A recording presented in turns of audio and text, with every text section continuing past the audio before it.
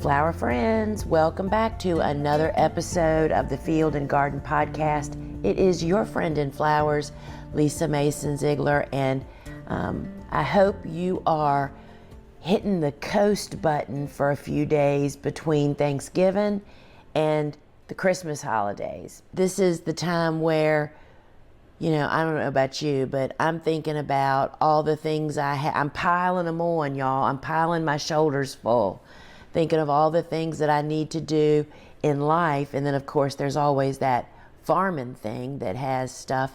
I am very pleased to say that this year we are set already to go into winter with all the cool flowers going dormant.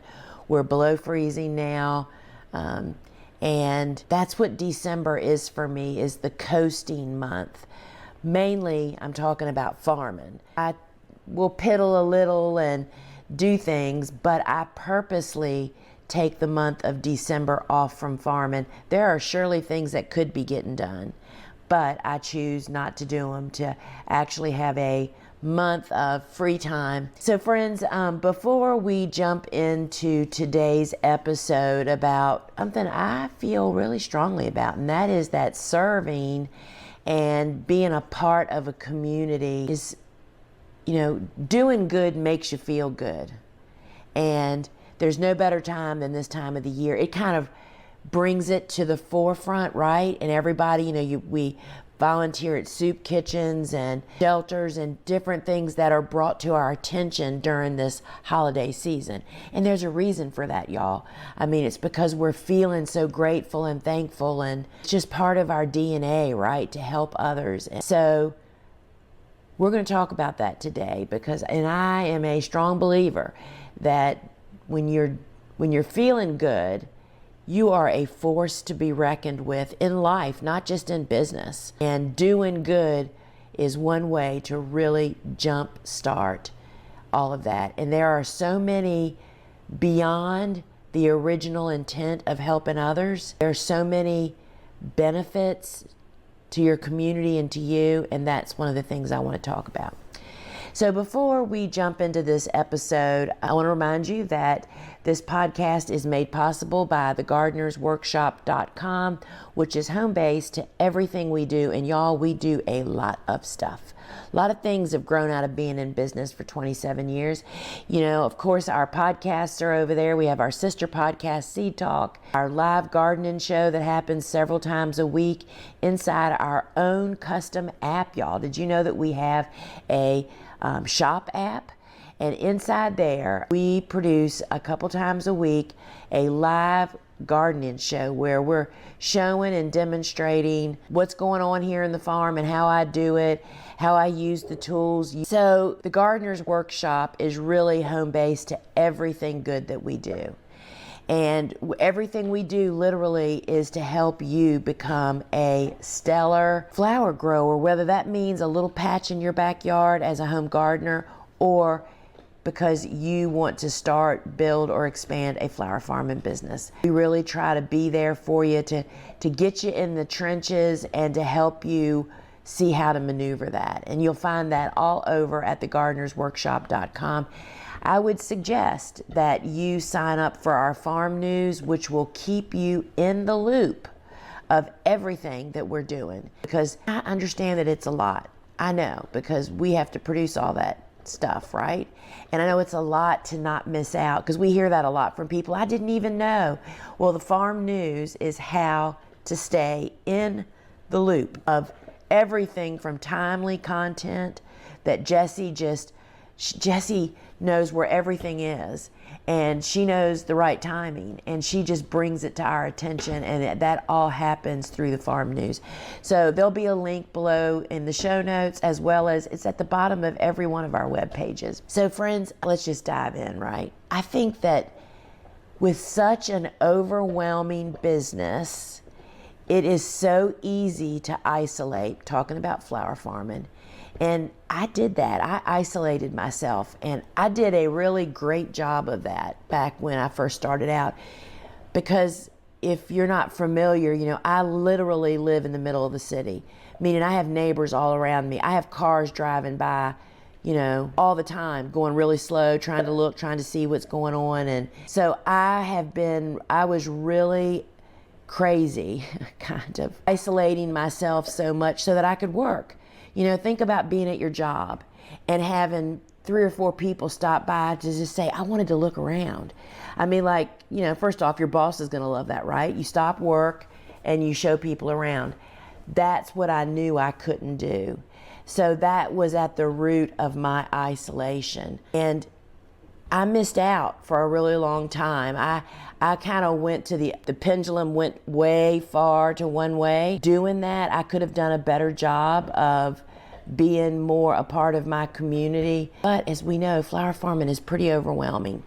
So I'd missed out on the benefits of being a part of community. And I'm talking about the local community. I'm talking about your customers. This is where your people are, your peeps, right? And it's those people that are just around you.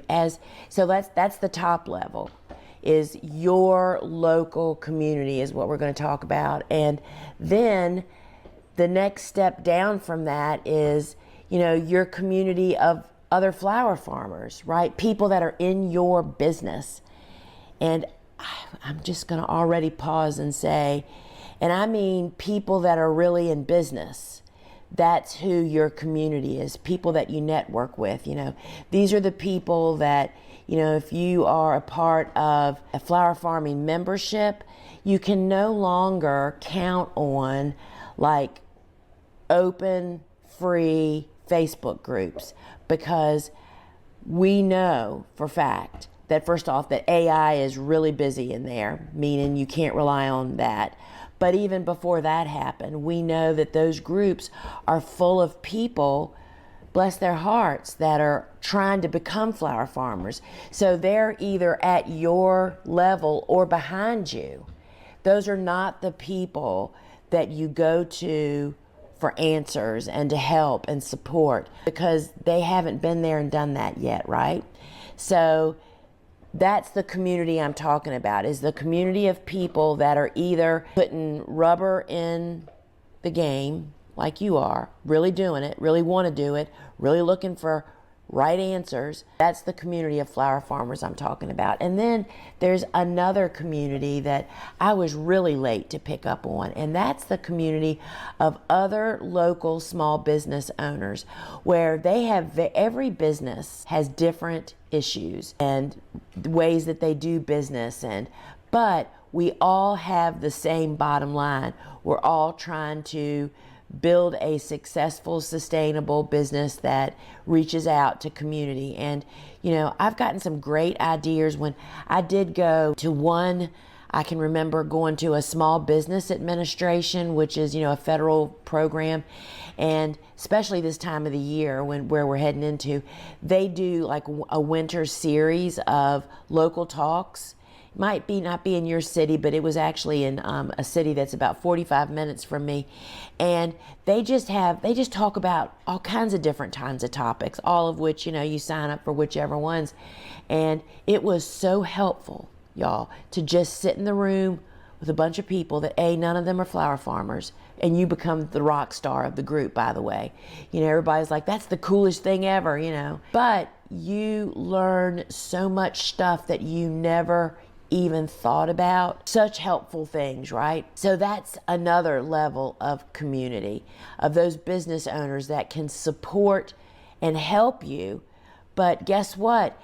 In turn, you help and support them.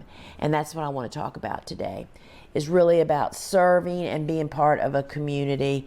And while you do a lot of good, it also serves you well, if that helps you to see this. So let's just start at the very basic level of right now. I call it seasonal community service offerings. I know that in church on Sunday, there was a whole list of ways that I could get involved with my community, from serving the homeless shelter that, churches take turns housing them and feeding them at night, during the cold weather, to food bank, to, moms, single moms. There's just no end to the opportunities, y'all. You do not have to look far this time of the year, because what happens is that groups like churches are always working with these groups, and they know that people are more likely to take the leap to get involved the first time during the holiday season. And so now is a great time for you to find your place, to find what kind of, there's so many. We have a dental organization here where I live, and medical and dental, that local doctors volunteer for, and they do all kinds of stuff, and they need admin. There's just like your business has all these levels of needs. Every one of these organizations, you don't have to get in the trenches. There's other things that you can do, right? There's even nursing homes. I'm telling you, there's just so many things that you can do. And the level of blessing that you will receive from doing that is priceless. You just can't even imagine. I've told the story often about how Suzanne and I, years and years ago, about 20 years ago, maybe 15 years ago actually, started dropping off bouquets on the porches of 4 of our friends that were going through cancer treatments. We did it for 6 weeks during the season. They were, down and out and home and just not having a good time. And, it really wasn't that big of a deal for us just to add them to our list of bouquet subscription drop-offs that we were doing. But let me tell you something, friends.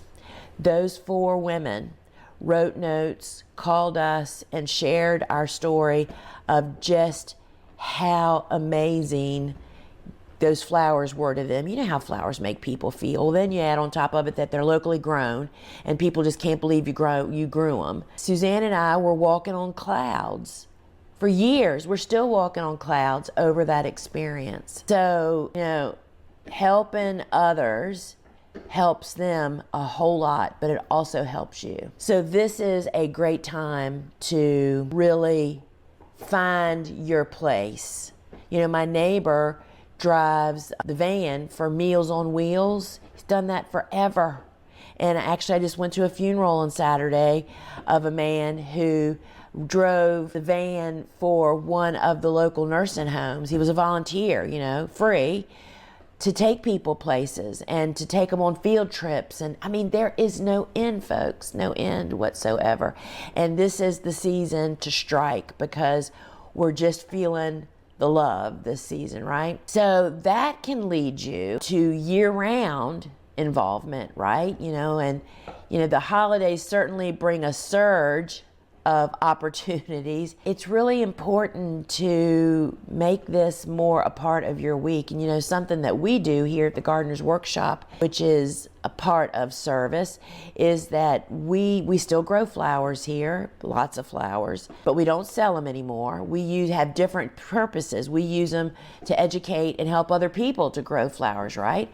Well, the problem we started having a couple years ago is, what do we do with all the flowers after the photo shoots, after the live shows, after, we're done?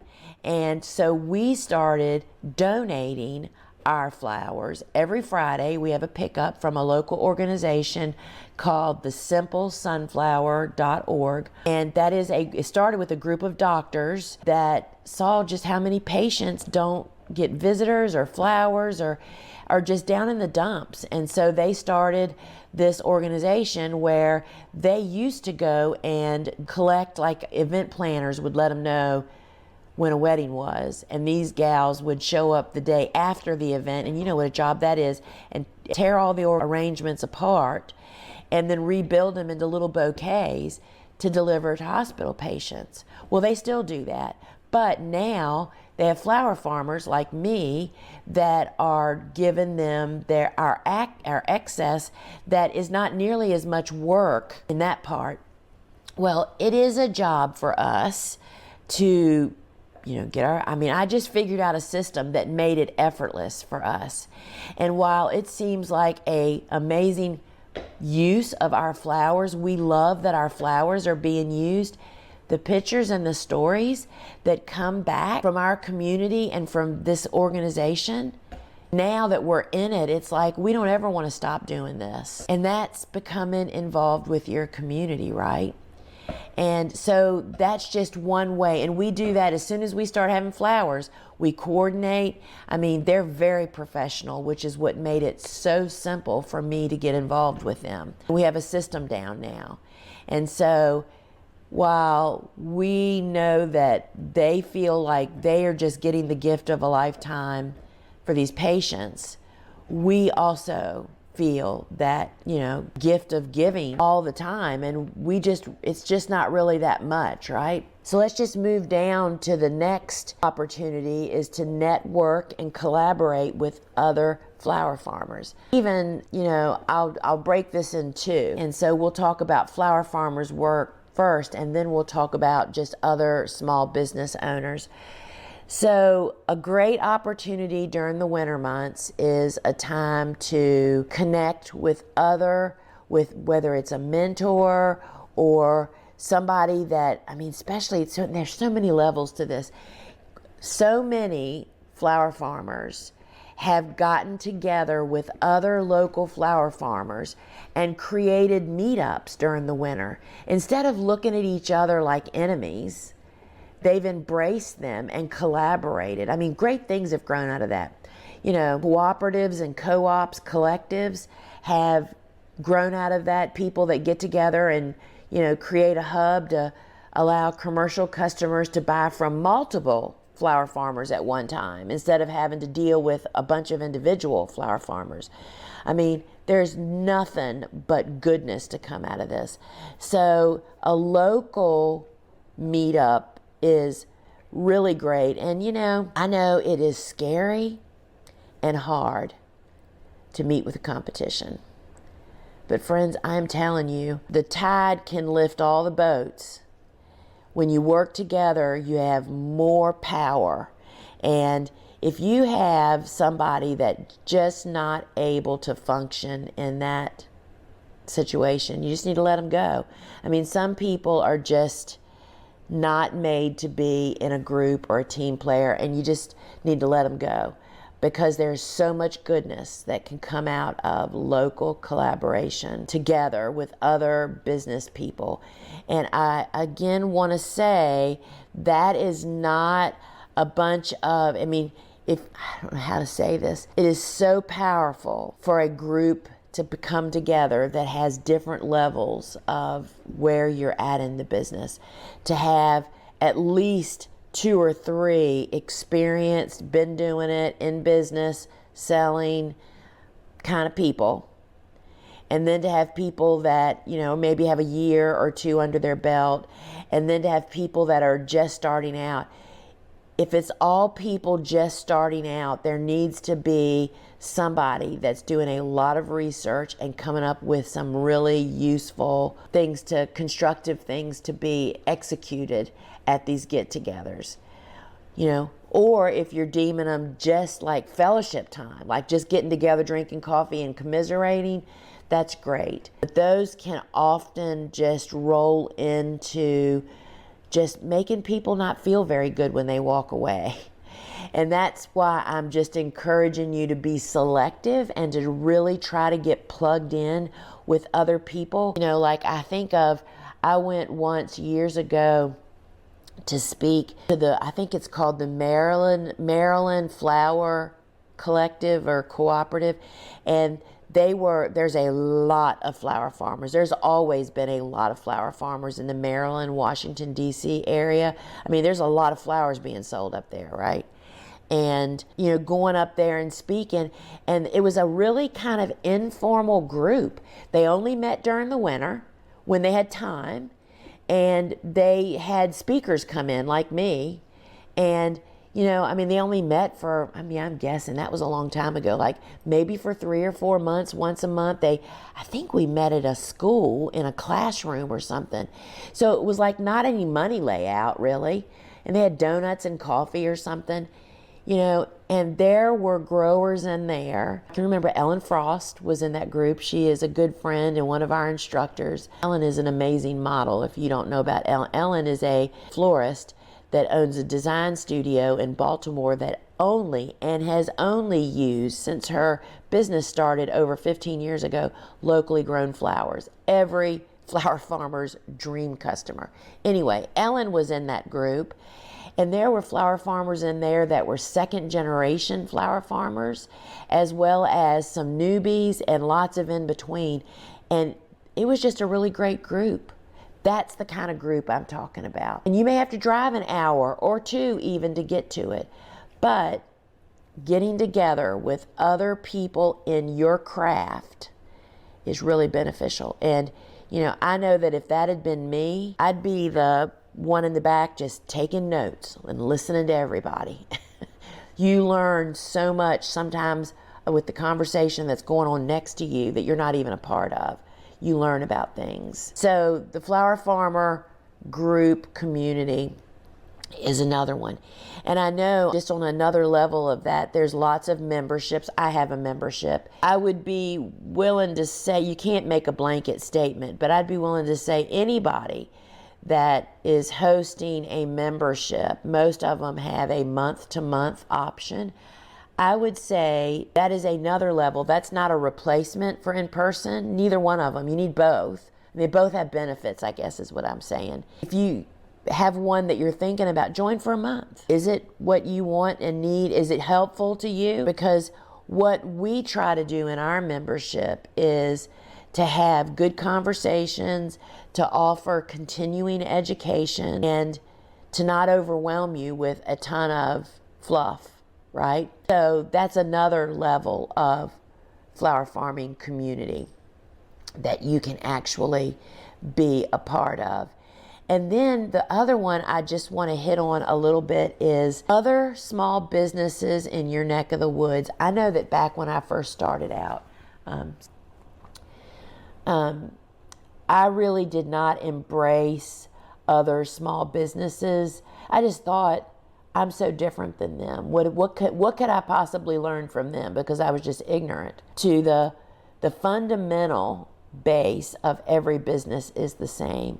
It's to do something efficiently to make a profit, to have people exchange money for your service or good, and to do it swiftly with professionalism, good quality. So we really all have the same foundation.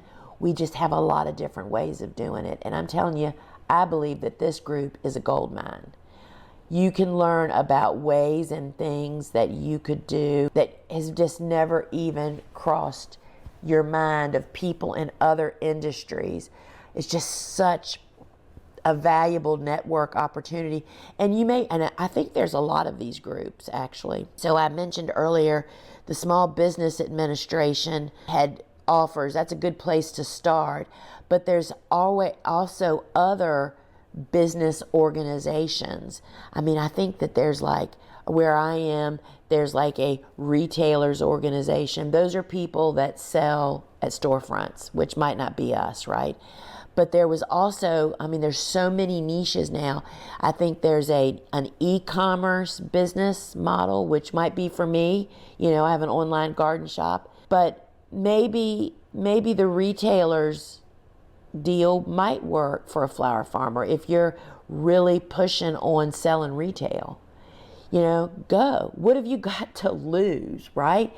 I can almost promise you will come away with some nuggets, or at least a connection or a friend. And so connecting with other business people, specifically non-flower farming people. Most of these people have wonderful experience because they're unlike us, meaning flower farmers, that can just go out and start a business in our backyard where you just grow more and then attempt to sell it, which is how so many get started. These people have really had to lay some groundwork to start a business because they have to invest money to create something to actually have a service or a good or a place to sell it from, right? So many of them are leagues ahead of us in many of the areas. And so I feel like that networking and collaboration with other small businesses, although you may hear some things that just might not pertain to you today, but I'm here to say as a firsthand experienced person, do you know how often now that we just do so many other ways of business that I look back on some of those things I learned when I was a flower farmer that was hungry and eager, and I went to a couple of those small business administration, but then I got consumed by flower farming and let that go for a while. But I fall back on that stuff. So, I'm just going to run through quickly now. So those are the three main ones. Serve your community, then connect with other flower farmers locally. Local can be, what's local? 1 to 2 hours. Ellen, our studio owner friend, florist, her rule is it has to be grown within 100 miles of her studio in Baltimore. So you can set the limit there. And then, especially this time of the year, take a couple mornings and go attend some of these small business seminars, talks. I mean, there's just so much to choose from online. But I think there's great value in showing up locally, y'all. Showing up in person, right? So let's just talk about some of the fallout, the good stuff that falls out from all of those types of community. You get mutual support and encouragement. You may connect with another small business owner that has nothing to do with your industry. Is funny enough. So one of the people that I met at that very first small business, I can remember going down, it was in a Radisson hotel room. It was the gal, and I don't remember her name, but she created a product. She made mango salsa, and they were peddling. They had been making this stuff in their mama's kitchen for a long time, and then she got on Shark Tank. And then she didn't take the deal, but that plummeted her into a spiral of good success. And just Friday, I went down to a part of town I don't normally go to pick up something from a shop, and whose storefront is just 2 doors down from the shop that I went to? The Mango people.